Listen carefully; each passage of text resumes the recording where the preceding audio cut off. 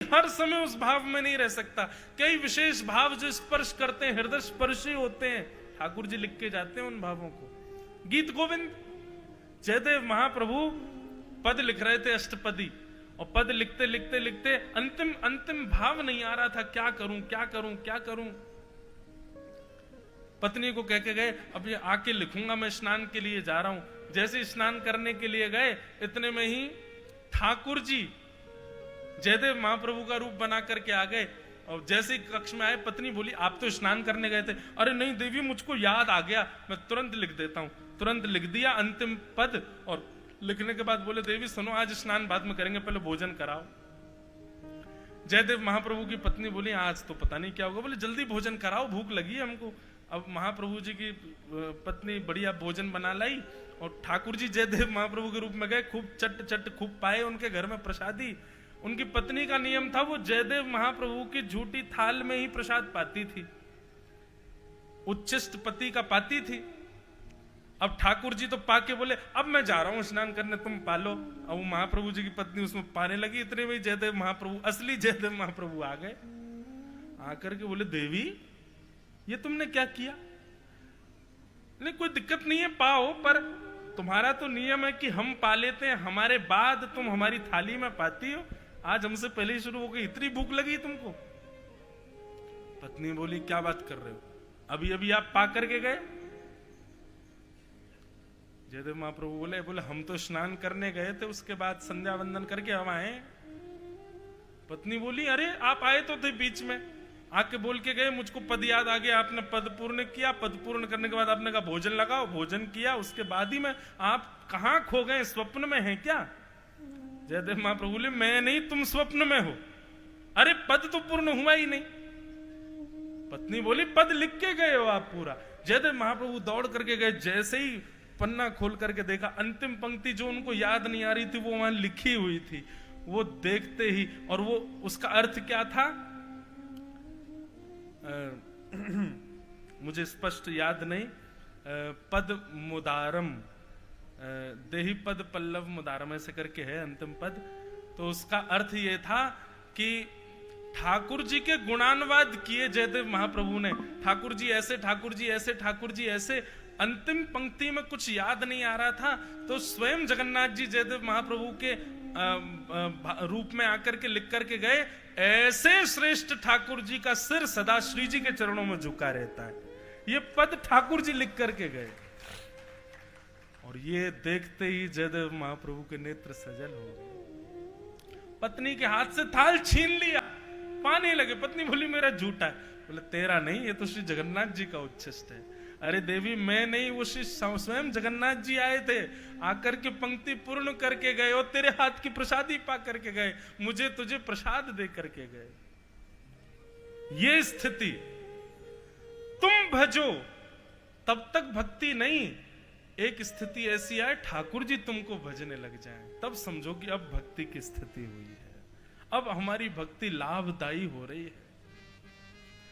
अच्छा, आज के परिप्रेक्ष्य में ये कैसे देखोगे, तो मैं एक युक्ति बताता हूं। कभी हमारे वृंदावन जाओ, राधा रमन, राधा वल्लभ, बांके बिहारी दर्शन करने जाओ, तो ठाकुर जी तुमसे प्रसन्न है कि नहीं, ठाकुर जी तुमको भजते हैं कि नहीं, याद करते हैं कि नहीं, इसका प्रमाण देखना हो ना, तो बिहारी जी के मंदिर में जाने से पहले ही सोच लो, आज बिहारी जी ने अगर नीली पोशाक पहनी होगी, गले में वैजंती माला, गुलाब की माला, मोतियों की माला, माथे पर ऐसा मुकुट, मतलब पूरा श्रृंगार आप पहले ही विचार कर लो, और बोलना पूरे श्रृंगार में से यदि कुछ भी बिहारी जी ने धारण किया होगा तो मैं मान जाऊंगा कि बिहारी जी मुझसे प्रसन्न है।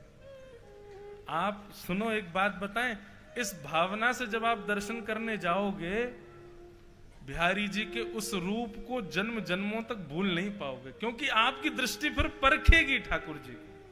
और कहीं आपने जो विचार किया वो अगर मिल गया तो 3 आदमी संग लेके जाना, क्योंकि बेहोश हो जाओगे। फिर 3 आदमी चाहिए उठाने के लिए, फिर आप अनकॉन्शियस हो जाओगे, आप देह शुद्ध नहीं रहेगी। विचार करो, कुछ जो आपने सोचा वैसे ठाकुर जी मिल गए। हम तो खूब करते हैं ठाकुर जी के संग ऐसी लीला। अभी की बात है को ये हमारे ठाकुर जी का हर वर्ष उत्सव होता है 11 से 17 जनवरी। बटुक जी पधारे थे द्वारिका। अगले वर्ष वो उत्सव नाथ द्वार में है। तो हम कथा द्वारिका पूर्ण करके सीधे मेरी कथा थी गुना में, मध्य प्रदेश। तो हम सोच रहे थे कैसे जाएं गुना। तो द्वारिका से हम आ गए इंदौर, और इंदौर से बाय रोड गुना जाना था। तो विचार था कि मध्य में महाकाल भगवान को प्रणाम करेंगे और सीधे जाएंगे, फिर गुना में जाके कथा करेंगे। लाल जी हमारे संग थे, हम 2 लोग थे, हम और अनुस पंडित जी थे साथ में। तो जैसे हम महाकाल मंदिर पहुंचे तो मैंने कहा ड्राइवर भैया गाड़ी ऑन रखना, ठाकुर जी को हम यहीं छोड़ जा रहे हैं गाड़ी में। मैं अपने उतर गया गाड़ी में से, चलने लगा।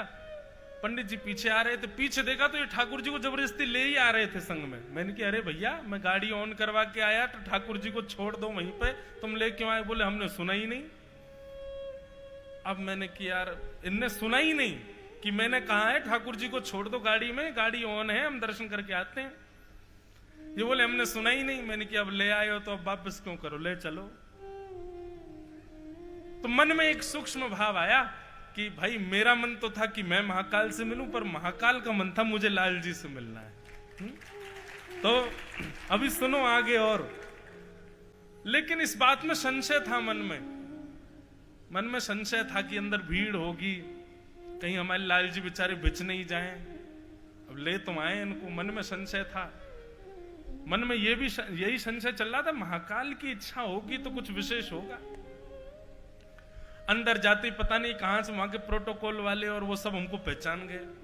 अरे महाराज जी आप तो कथा करते हो। मैंने हाँ भैया कथा करते। साथ में थे 2-3 लोग और थे। तो व्यवस्था ये हुई कि फिर मंदिर के मुख्य पुजारी जी भी पहचान गए, तो उनने हमको वीवीआईपी बुला लिया। तब तक भी था चलो ठीक है, लाल जी भीड़ में नहीं गए, व्यवस्थित है अभी तक भी मामला। जैसे ही महाकाल भगवान के सामने गए, दर्शन करके बलैया ली, जय हो हमारे गोपेश्वर महादेव, राधा वल्लभ लाल की जय, हमारे गिरधर लाल की जय। हम महादेव के मंदिर में जाकर ठाकुर जी की जय जयकार करते हैं, खुश होते होंगे महादेव। इतने में ही वो पुजारी जी आए और पंडित जी से बोले लाओ ये क्या है? मैंने कही ये प्रसाद नहीं है, हमारे ठाकुर जी है इसमें, मैं कहीं ये जाके चढ़ा दें भीतर। पंडित जी हट करें, नहीं ये दो हमको दो। अरे मैं भीड़ भाड़ बहुत थी, मैं उनसे कहूं मैंने ठाकुर जी हैं हमारे, वो सुने ही नहीं, ले ही गए भीतर। अब मैंने की भाई अब क्या होगा? मैंने की ये कहीं प्रसाद के डिब्बा की तरह चढ़ा नहीं है, छोटी सी झांपी जी में लाल जी, हमारे नेक्स्ट से लाल जी। महाकाल भगवान के सामने जाकर के उन्होंने वो खोला और तुरंत लाल जी को उठा करके नेक्स्ट से लाल जी, महाकाल भगवान ने विशाल माला पहनी थी, वो माला में ही ठाकुर जी को विराजमान कर दिया। हरि हर मिलन हो गया। और उसके बाद जो मेरी स्थिति, नेत्रों में आंसू नहीं रुके। और तब ये बात पुष्ट हो गई कि नहीं, महाकाल चाह रहे थे कि लाला जन्मोत्सव मना के द्वारिका से आए और एक बार मेरे गले तो लगाए दो या। अच्छा फिर क्या हुआ? शीतकाल में हमारे ठाकुर जी ज्यादा स्नान नहीं करते।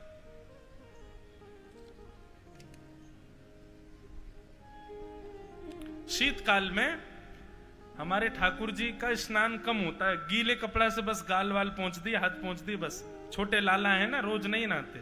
छोटे बालकों को माताएं रोज थोड़ी नहवाती है सर्दियों में, तो हमारे ठाकुर जी भी रोज नहीं नहाते। और महाकाल तो भीगे ही रहते हैं। पहली तो ये प्रसन्नता हो गई कि चलो मिल लिए, दूसरी चिंता ये हो गई कि ऊपर जलेरी में से जल आ रहा, मैंने ठाकुर जी में पड़गो बेचारे ठिठर जाएंगे।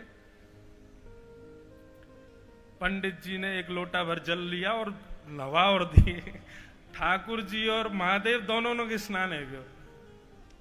अब मैं दूर ही दूर खड़ा खड़ा सोचूं, मैंने कि लाल जी आज तो कांप गए होंगे, आज तो ठिठर गए होंगे।